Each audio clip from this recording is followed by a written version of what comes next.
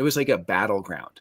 There were like corpses of the dead editors, you know, in the history of the page, and you couldn't even access it other than to see like all they had was like a discussion page explaining why this page could never be made, and explaining why it's not notable, and explaining why it's been continually used for blatant self-promotion and continually used like that people attack the page, so any attempt at objectivity and things like that were destroyed. And so I tried to appeal, but I couldn't, and I literally like made it a freedom of speech issue and sent letters because there was no editorial appeal process that it could go through. It was at such a layer of having been appealed and rejected so many times it couldn't be appealed anymore.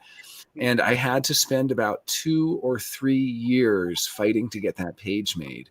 And it's in its original form. The only way I could get it made was by saying human design is a pseudoscience purporting to blah, blah, blah. You know, it was so watered down and flowery, and just kind of like I had to like really remove any, like there was toothless. It was a completely toothless article. It's the only way I can get it made. And then I had all these copyright issues. I had Ra Uru Hu's body graph, because I'm like, of course his body graph should be there.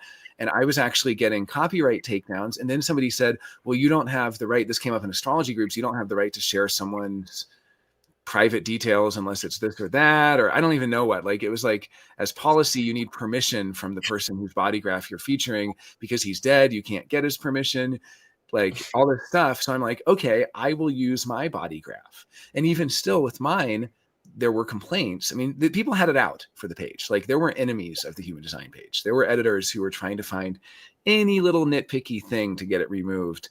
And they were saying things like, okay, well, that's using copyrighted software.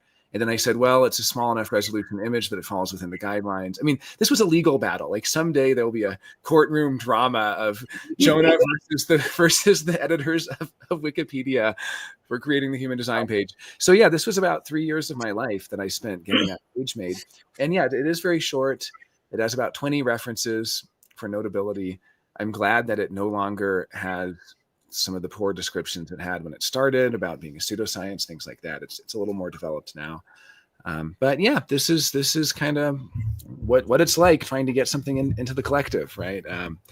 It's insane, right? It's insane.